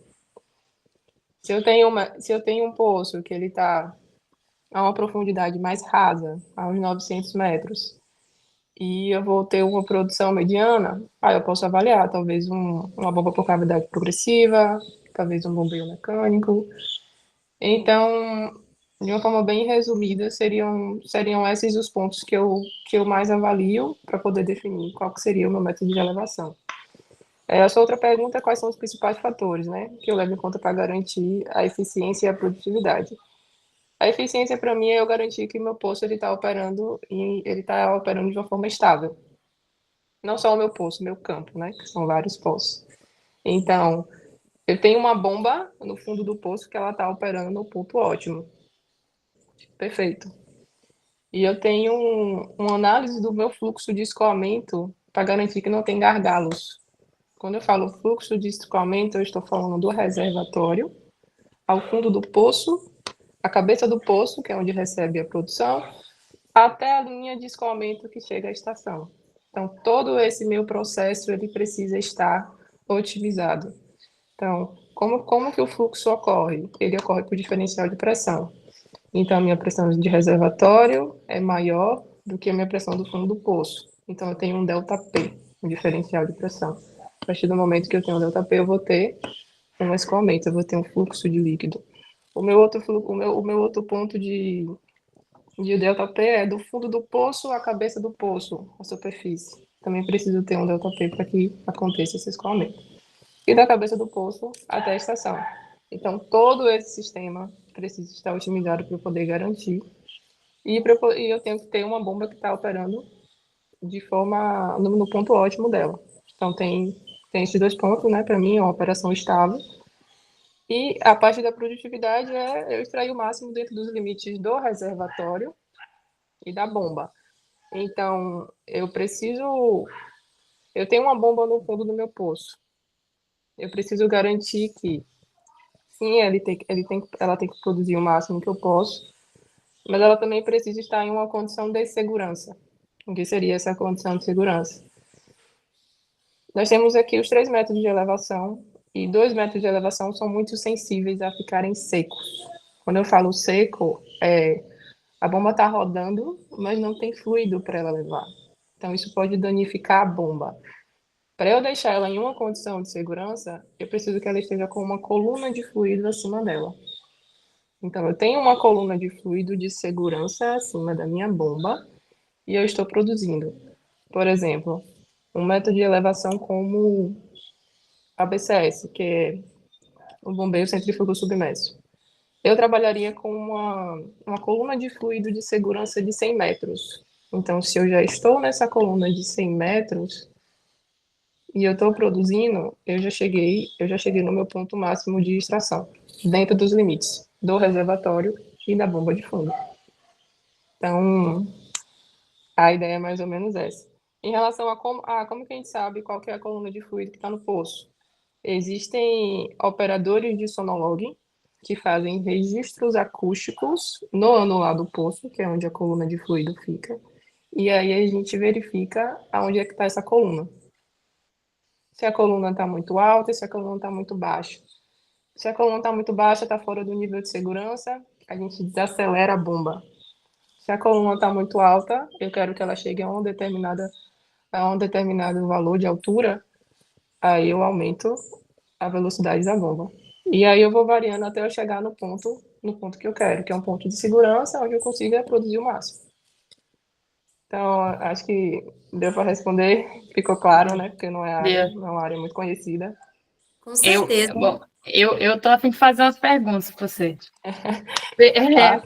Primeiro ponto, talvez, o que é que você falou, eu trabalho num poço maduro, né? Primeiro ponto que é isso. Segundo ponto, cara, que eu, como mulher, ou talvez todo mundo, não só como mulher, mas o que eu, como estudante de engenharia de produção, que quero atuar nessa área, o que eu preciso fazer? Qual que é a primeira coisa que eu preciso focar para entrar? Porque eu sei que é uma área um pouco seletiva, um pouco mais fechada, né? É mais restrita. É mais restrita, tanto que quando a gente olha principalmente para Lagoinhas, a gente consegue olhar para cenário de indústria de bebidas, indústria de latas, é uma indústria um pouco mais acessível. Mas, cara, eu quero entrar para a área de petróleo, o que eu preciso fazer? Nossa, no mais, eu achei muito massa essa questão da bomba. E deixa eu só ver se eu entendi. Então, a bomba ela vai estar lá embaixo, mas para ela estar a nível de segurança, ela precisa estar submersa no fluido, é isso? Ela não pode. Então, Isso mesmo, é isso mesmo. Então você pode falar agora. Pronto. Realmente é uma indústria muito restrita, ó. Pelo menos assim, quando eu já entrei formada, e para mim foi uma porta de entrada, porque por ser uma indústria muito restrita, eu não consegui estagiar nela. Então, eu me formei, sim, eu consegui um estágio que serviu para a faculdade, mas não foi um estágio dentro da área que era o que eu queria. Então, eu entrei muito nova. Qual foi a minha porta de entrada? Foi começar em uma função mais abaixo. Então, eu comecei lá como assistente, fui conhecendo a área e fui crescendo, né? Porque é a minha formação, eu sou engenheira de petróleo, então eu estava dentro da minha área. E lá eu fui me desenvolvendo para chegar à engenharia de produção. Ao meu ver, toda engenharia pode ser um engenheiro de petróleo, pode ser um engenheiro que produz petróleo. Mas é interessante se inserir na área, ir ganhando esse conhecimento para ir crescendo. E, paralelo a isso, talvez um técnico em petróleo e gás, ou já formado um MBA, alguma especialização. Mais ou menos por essa ideia aí. Hoje eu vejo que o mercado está mais aberto. Quando eu comecei, ele estava abrindo. Mas hoje eu vejo que ele está mais aberto, sim. Então, tem mais possibilidades, digamos assim. Jennifer, uma pergunta. hoje o inglês ele é um diferencial na área de petróleo ou não se aplica tanto? Sim, sim. Essa semana eu estava estudando um paper técnico e ele é todo em inglês. Ou vai ou vai, Então, então, né? exatamente, sim, é um pré-requisito, é muito importante, tá? Se você for pesquisar conteúdos de petróleo aqui no Brasil, é algo que eu tive muita dificuldade. Você não consegue encontrar muita informação. Então, é muito forte em outras partes do mundo, no Brasil não. Inclusive, profissionais da área de petróleo e gás também são difíceis, sabe? Então, o inglês sim é importante, tá? Só trazendo um pouco dessa ótica de que aqui no Brasil não é tão forte. Você vai encontrar muito conteúdo fora do Brasil, mas aqui não. Uhum. Não, obrigada, Jennifer. Nossa, muito bom. Muito, muito da hora, tá? Nada. Obrigada. Fábio, fazer uma pergunta? Você levantou a mão? Eu estava só esperando o Jennifer, a Manu falar, porque a dúvida dela, ela perguntou, era minha dúvida também, então Ah, respondeu bastante. Mas uma questão é que, dentre a mesa, a Jennifer é a mulher representando, né, a indústria de petróleo e gás do lado do setor. Então, ficamos muito felizes de uma representação feminina. Todos são grandes profissionais. Mas ver também uma mulher, para nós mulheres, representando, estando nessas áreas que é realmente mais difícil a entrada, mais difícil a permanência, dando sua experiência, é inspirador, é muito interessante. Inclusive, o NUBEP está pensando em fazer até um evento sobre a questão de mulheres e meninas na engenharia de produção, como uma menina pode se ver em uma mulher e uma mulher se vê uma menina, a menina que foi pensando na área que queria atuar. Então, Jennifer, também muito presente, muito obrigada por todas as dúvidas tiradas. Votos maduros é um termo que é muito utilizado, que a gente não conhece muito. Então, sim. foi rico aprendizado e nós somos muito gratos pelos conhecimentos aqui ofertados por ti, grandes e ricos conhecimentos. Muito, muito feliz com o convite. Fiquei muito feliz. E eu entendo essa sua percepção de você ver uma mulher no mercado de trabalho em uma posição como essa. Dá um ânimo a mais. É muito bom, eu conheço essa sensação. É muito bom poder fazer parte disso e poder proporcionar isso para vocês. Show! Arrasou! Arrasaram, gente. Estou muito feliz, a gente está muito honrada. E dando prosseguimento à mesa, eu vou agora com o Joedson Silva. O senhor é coordenador do meio ambiente de uma das grandes produtoras de celulose solúvel e celulose craft, que vem investindo potencialmente em gestão ambiental e sustentabilidade. Recebeu certificação ambiental como FSC, que é o Conselho de Manejo Florestal, e PFC, que é o Programa de Endosso à Certificação Florestal. Explique como a gestão ambiental pode ser integrada à engenharia de produção na indústria agrícola e quais são as principais oportunidades para aplicação de tecnologias sustentáveis na produção agrícola, por favor. Obrigado, Fabiana. Também gostaria de agradecer, né, esse convite que vocês fizeram para eu poder contribuir um pouquinho com o meu conhecimento que eu tenho na área. Tá? É um prazer enorme estar passando o que é que a gente aprende, né, o que é que a gente faz na prática do setor para os estudantes que estão começando agora aí o curso para depois seguir carreira, né? Então, isso é muito importante. Aqui a gente traz a profissão, né, traz a nossa carreira para trazer, agregar conhecimento para vocês, tá? E vou falar um pouquinho do histórico, né, do histórico do setor florestal, aqui, tanto aqui na nossa região, né, quanto também aqui no Brasil. Daí a gente vai entender um pouquinho melhor como é que se aplica todos esses conceitos da produção, da nossa engenharia para a prática.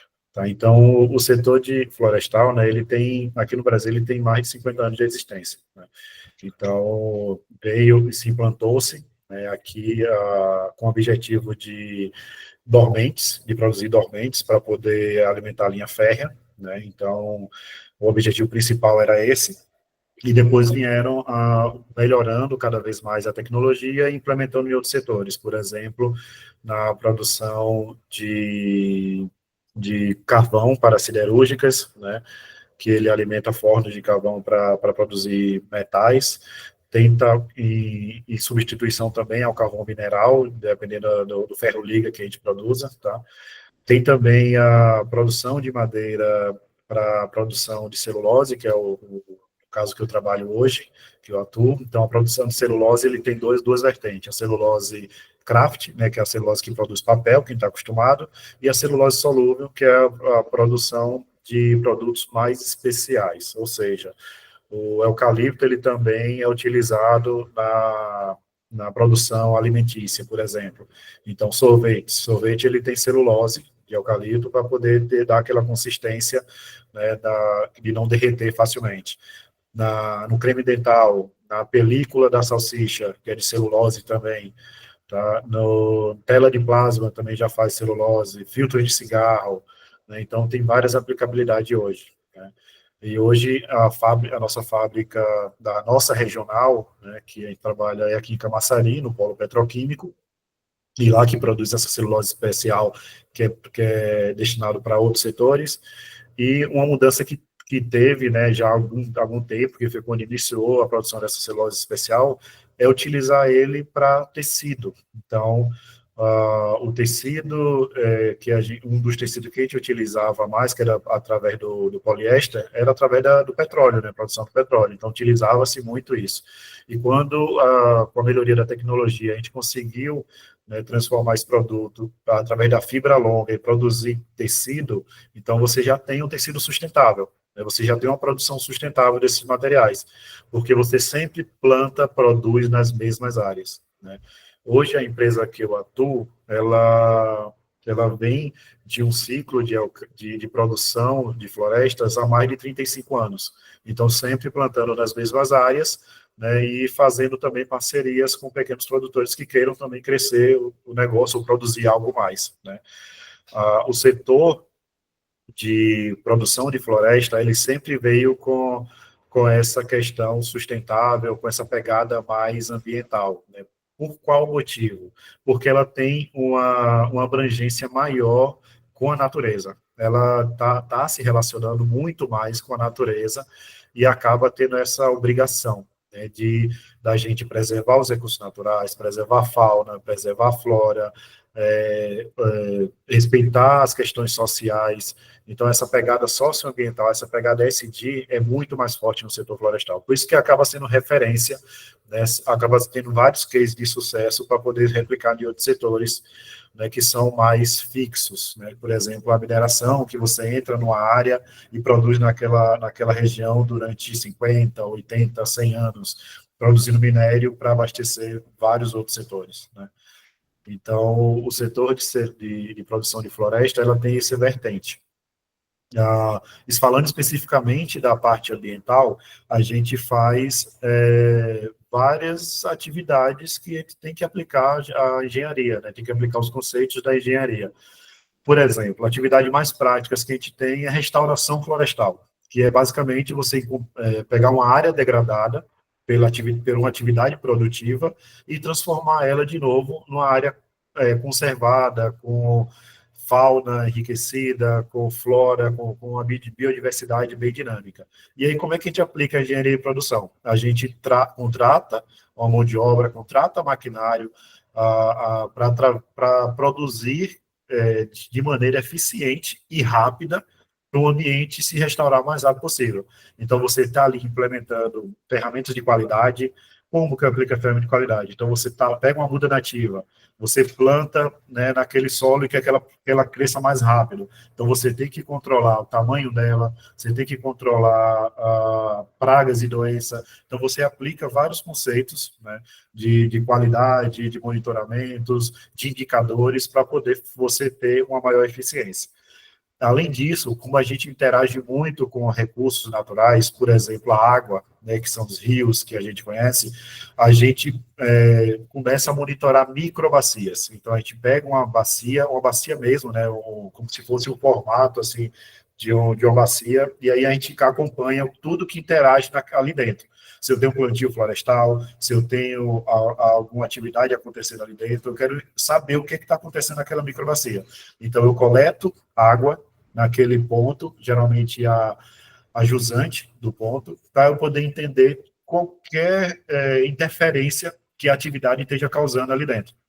E aí a gente pega esses resultados que um laboratório traz para a gente e aí começa a analisar criticamente. Ou seja, nossa, a operação de calcário, né, de aplicação de calcário, ela teve uma interferência esse ano nessa microbacia. O que é que a gente tem que fazer? Então, a gente vai lá, adota uma ferramenta de esticar ou 5W2H, e aí a gente começa a fazer a investigação e aí reflete isso para a produção. Com que objetivo? De tornar o manejo cada vez mais eficiente, né, para a gente produzir com qualidade, com responsabilidade. Então, a gente começa a aplicar todas as ferramentas. Na minha gestão diária mesmo, a gente aplica, por exemplo, o Kaizen, né, para poder melhorar os processos, identificar possíveis melhorias. A gente implementa o Daily, né, que diariamente a gente está vendo nossos indicadores. Por exemplo, a gestão de resíduos, né, toda a indústria gera resíduos, mas o setor florestal também gera. Então, as embalagens de fertilizantes, os produtos que são utilizados, que vão ser descartados, então a gente tem que garantir que essa gestão eficiente seja do início ao final. Então, a gente cutuca todas as operações, né? Todas as operações a gente está ali cutucando, está ali influenciando, porque ele sempre vai ter algum aspecto ambiental relacionado àquela operação, que a gente vai ter um possível impacto, que a gente vai ter um possível controle, e a gente vai ter um plano de ação adotado, um procedimento, um sistema de controle de emergência, por exemplo, para daí impedir que ocorra danos ambientais, que ocorra problemas na operação. E uma coisa é muito importante, né? A gente conseguiu conquistar a operação, né, como? Demonstrando para ele que se você adotar ferramentas ambientais, ferramentas de análise de risco, você consegue melhorar sua produtividade, você consegue impedir que tenha riscos e multas e sanções, né, ou seja, você consegue economizar, né, como produzir, para poder a gente engajar mais a operação. Então, eles sabem muito bem agora, né, através dessas ferramentas, desses incentivos, que eles conseguem identificar facilmente um problema operacional que causa um risco ambiental, né? Então, isso facilmente é identificado por eles. Então, a gente consegue não só ser o dono do negócio, mas a gente consegue que eles assumam a responsabilidade para melhorar o processo produtivo deles, pensando na questão ambiental, né? E outro fator importante, né, citar, é que assim, eu tive uma experiência muito grande com certificações, né, como a Fabiana falou, a gente aprendeu um pouco sobre como produzir da maneira correta e sendo auditado por isso, né. Eu também sou auditor interno e auditei já outros setores também, por exemplo, metalurgia, mineração, a própria indústria, né. Então, a gente começa a entender os processos produtivos e como trazer essa parte legal, né, essa parte pouco que o pessoal fala que é um pouco mais burocrática, remeter para a parte operacional. Então, assim, legalmente, para essa operação funcionar, eu preciso desses indicadores, desses parâmetros atendidos, né? Então, como eu consigo aplicar isso, né, de maneira coerente, que o auditor enxergue isso e demonstre a conformidade no meu negócio, né? Então, tem várias certificações que a gente pode estar implementando. As que eu mais tenho experiência é as da ISO, né, que são regidas pelas NBR, através da ISO 9001, que é qualidade, 14001, que é sistema de gestão ambiental, e o sistema de gestão de segurança e saúde do trabalho também, a 45001. Fora as certificações florestais que são específicas do setor madeireiro, tanto madeira para móveis, quanto madeiras para o setor de celulose, setor de compensados e vários outros, né? Então, a gente acaba utilizando essas ferramentas, né, de toda a área, de toda a cadeia produtiva. Incrível. Joedson, parabéns. É incrível saber mais a respeito do ramo do agro, a preocupação do impacto ambiental com as pessoas, porque, citando até de uma forma mais informal aqui, um comercial que nós lembramos, né? Agrotech, Agropop, Agro é tudo. Eu me lembrei disso, observando as falas de todos e do Joedson aqui completando. Então, realmente é muito interessante a preocupação com o impacto, já que as crises climáticas, a questão do aquecimento global, superaquecimento global, é muito importante as empresas terem essas técnicas, terem essas movimentações para impedir que o mundo tenha esse desgaste, né, que ele venha a sofrer ainda mais impactos do que já está sofrendo e amenizá-los, diminuir esses impactos e também faturar para a empresa, porque a empresa também busca isso. Então, é muito interessante o Joedson trazendo essa perspectiva, lembrando que todos os palestrantes aqui presentes são inspiradores, são incríveis em seus conhecimentos, em suas áreas, têm suas experiências enriquecedoras para nós. É um exemplo. Então, nós somos muito gratos por todos os conteúdos aqui explicados de forma dinâmica, interessante, vocês podendo dar esse tempo aqui para a gente de conhecimento rico nessa mesa. Só tenho a agradecer e é incrível. Parabéns. Novamente, parabéns. Muito bom, gente. Cara, eu fico muito grata também. Eu acho que esse momento aqui agora, não sei se vocês conseguem ficar aí mais um tempinho com a gente vai fazer uma apresentação, vai abrir um espaço para fazer a apresentação do Enegep, e aí logo depois a gente faz o encerramento aí, vai tirar um print com a galera toda, que eu quero ter um registro aí de vocês, né? E, cara, nossa, muito da hora. Então, eu vou abrir o momento aqui para o Pedro Nicolas, apresentar um pouquinho do Enegep, logo em seguida a gente já retorna. Pode ser? Pedro, você consegue apresentar? Não sei se você está aí. Tô sim, tô por aqui. Tudo tranquilo? Posso iniciar? Com certeza, Pedro. Maravilha, muito obrigado, pessoal. Primeiro, queria parabenizar o evento, né? Muito bacana ver essas iniciativas, né? Poder acompanhar esses casos, né? Ter esse contato com engenheiro de produção, com diversas áreas, isso que é legal, que eu acho que a gente consegue mesclar diversas áreas, então acho que todo estudante de engenharia de produção acaba se sentindo representado, né? Me apresentando, né? Eu sou Pedro, fiz parte da ABEPRO Jovem, quer dizer, na verdade, vou falar um pouquinho da minha história com o Enegep, né, que é o Encontro Nacional de Engenharia de Produção. Iniciei minha trajetória ali com o Enegep em 2021, e em 2022 ingressei na ABEPRO Jovem. Para quem não sabe, a ABEPRO Jovem é o grupo de trabalho discente da ABEPRO, Associação Brasileira de Engenharia de Produção, entidade que representa todos nós, né, estudantes, professores, profissionais da área de engenharia de produção. Então, ingressei nesse grupo de trabalho discente, fui representante do Distrito Federal, sou aqui de Brasília, e em 2023 ingressei como diretor do Centro-Oeste, né, coordenando todos os estados aqui do Centro-Oeste, da ABEPRO Jovem. Ali, em 2024, já encerrei minha passagem pela ABEPRO Jovem, mas segui porque me apaixonei pelo Enegep, que é o Encontro Nacional de Engenharia de Produção, que é o que eu vim apresentar para vocês aqui hoje, né. Gente, para quem está gostando dessa experiência aqui de ter contato com profissionais, de conhecer os casos, o Enegep é um local para vocês terem isso de um modo amplificado, né, vamos dizer assim, porque imaginem, é um evento que ele comporta aí de 800 a 1.200 pessoas, tem uma programação científica de muita qualidade, e esse ano vai estar chegando a sua 45ª edição, então é uma edição muito especial, então ela está sendo preparada com todo carinho. Ela vai ocorrer de 14 a 17 de outubro em Natal, no Rio Grande do Norte, né, lá na UFRN, então tem essa parceria com a universidade também. Luciane está até falando aí no chat, vai estar lá em Natal também. E, gente, o Enegep, ele é realmente um evento que é até difícil, né? Quando me chamaram para falar aqui um pouquinho de Enegep, fiquei pensando, cara, como é que eu vou transmitir um pouquinho do que é o Enegep pro pessoal, né? Porque é um evento realmente que só consegue entender quando você participa dele.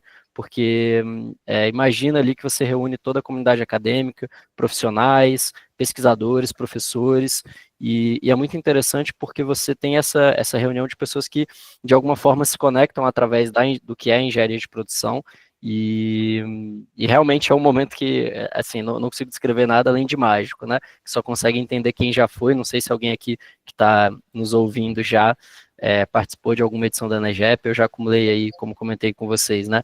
3 edições presenciais, uma online, em 2021 foi online, enfim, é isso, queria deixar esse convite para vocês, vou deixar aqui no chat o site, né, do Enegep, quem quiser pegar mais informações, a gente está com o primeiro lote aberto até o dia 31 de agosto.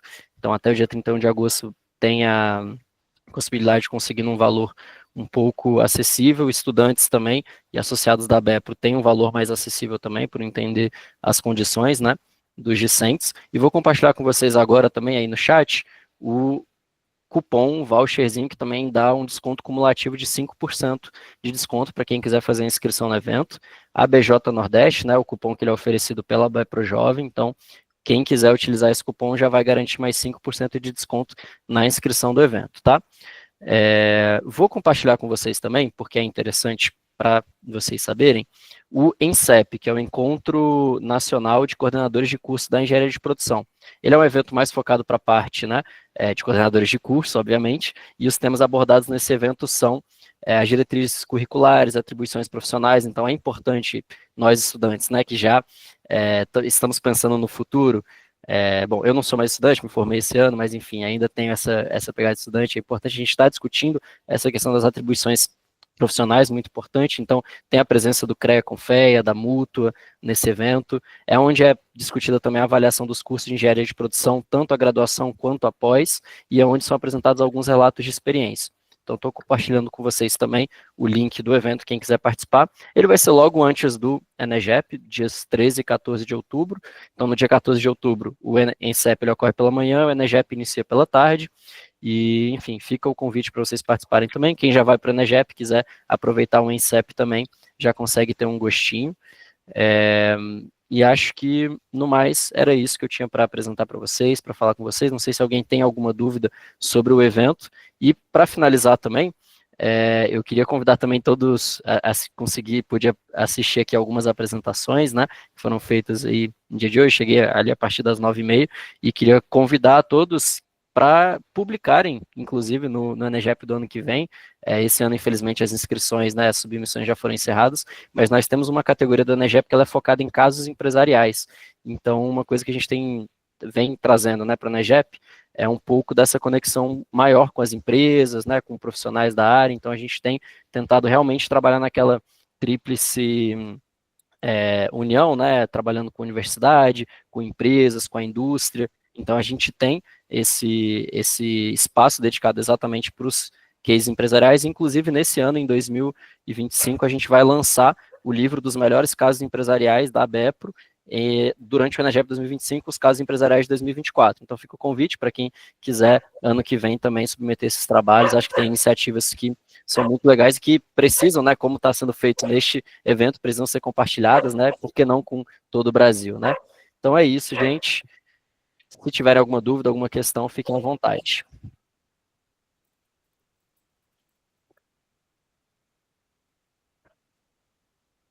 Não, ficou bem claro, Pedro. Nossa, muito massa. A Luciane aqui, tá, gente? Quem quiser, a Luciane está organizando uma caravana, quem vai sair da Bahia aqui. Então, quem tiver interesse, quem tiver curioso como é que funciona, chama a gente que a gente consegue tirar dúvidas aí, ajudar, tá? Muito massa. Além de tudo, né? Tem ainda desconto aí, cara, e tudo mais. Então, estão facilitando as coisas aí. Vamos tentar se organizar. Então, quem tiver interesse pode entrar em contato com a gente, tá? Boa. Pedrão, obrigada pela sua presença também, por estar aqui, tá? Por disponibilizar esse momento. É muito massa a gente ter essa proximidade. Agora eu vou abrir um momento aqui, tá? Para Camille. Não sei, você vai passar algum vídeo, Pedrão? Não, né?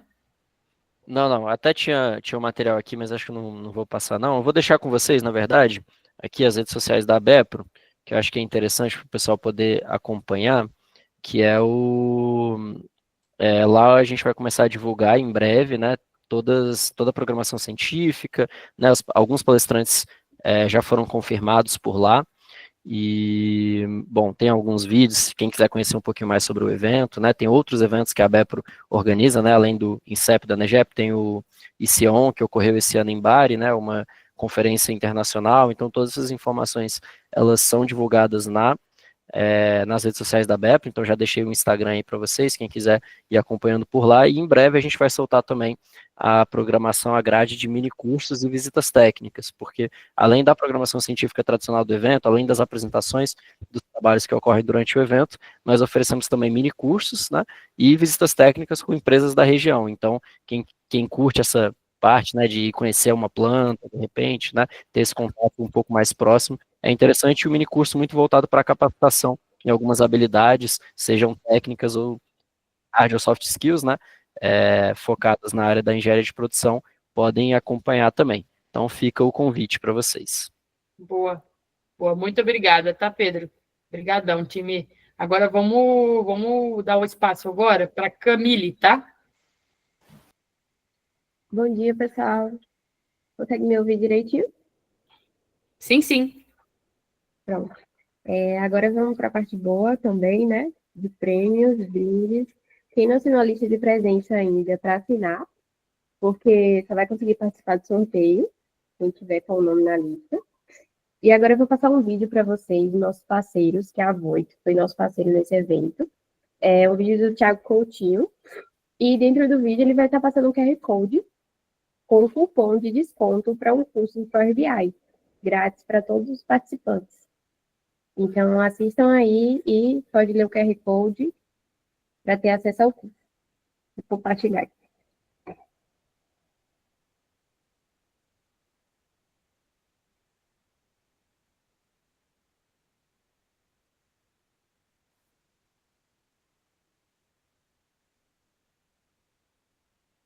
Tá aparecendo? Tá sim, tá sim. Então,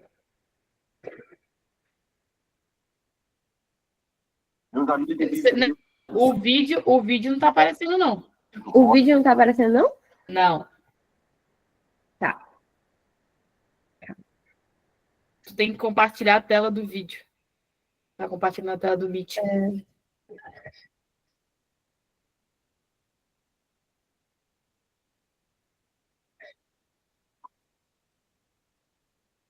Não tá aparecendo para mim a tela do vídeo para compartilhar.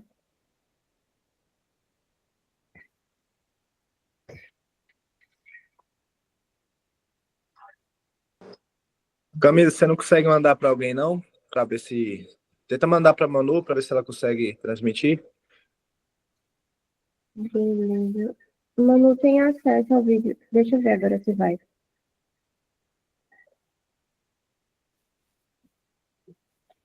Tá aparecendo?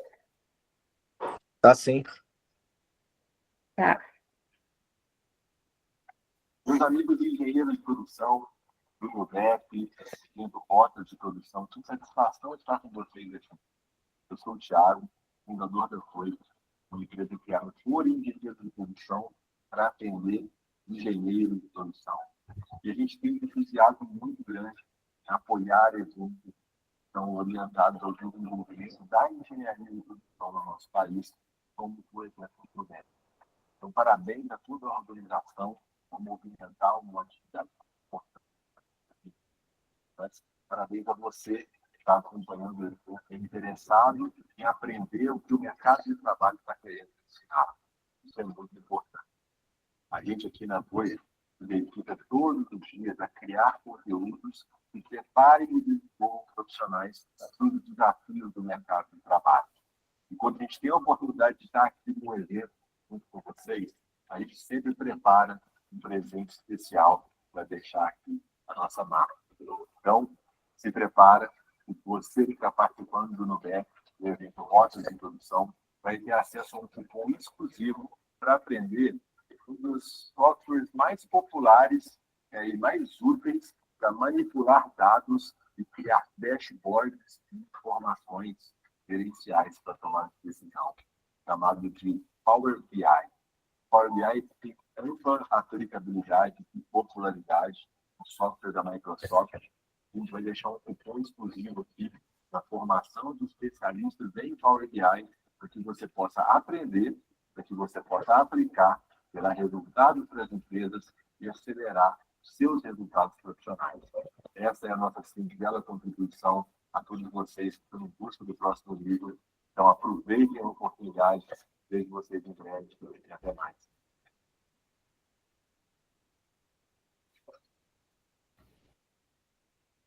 Eu já me inscrevi, eu não vou mentir. Estou até finalizando minha inscrição aqui agora. Ô, Camille, faz o seguinte, deixa uns segundinhos aí travado na parte do QR Code, só para dar tempo de todo mundo ler aqui, porque eu já estou finalizando minha inscrição, cara, então não perco, não. Eu vou mandar o link no chat. Ah, beleza. Aí fica melhor, pra gente adiantando. Rapaz, desculpe interromper, Camilo. Presentão esse, hein? Aí eu acho que presentão legal que vocês trouxeram aqui. A Volt arrasou, não foi, Camille? Nossa Senhora, tá doido. Vamos colar junto com nossos parceiros aí, hein? Tá doido. Coisa. Muito bom, muito bom, muito bom. Eu vou mandar o link no chat aí agora. Bom, agora vem a parte boa, né? A parte estava. Quer dizer, a parte melhor ainda, que né? Essa parte já foi super ótima. Vem a parte do sorteio, né? Então, vou chamar agora a Marcele aí para poder sortear aí as coisas para a gente. Vamos lá. Marcele, tá por aí? Bom dia, pessoal. Tô sim. Bom dia. Vou só compartilhar a tela com vocês para fazer o sorteio ao vivo com todos. O sorteio foi tirado da lista de presença, né, Mar? Sim, todas as pessoas que assinaram a lista de frequência, de presença, a gente credenciou já. Já Isso, fiz boa. todos os credenciamentos. Por isso Então, é a partir de importante, né? agora, não vale mais assinar a lista de presença, pessoal.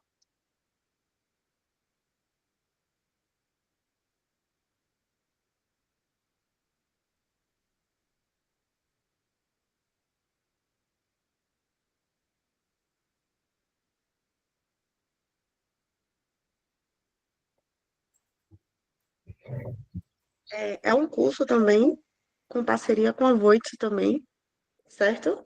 Eu vou fazer o sorteio agora. Fabiana Machado de Souza. O quê? Não, pera.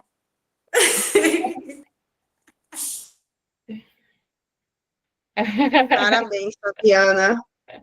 Ai, gente, obrigada. Sério. Ai, tô muito honrada, tô muito feliz. Nem acreditei aqui. Parabéns, a gente manda tudo pelo e-mail que você colocou na lista de presença. Grata demais, grata demais. Que oportunidade, viu? Que oportunidade. Parabéns.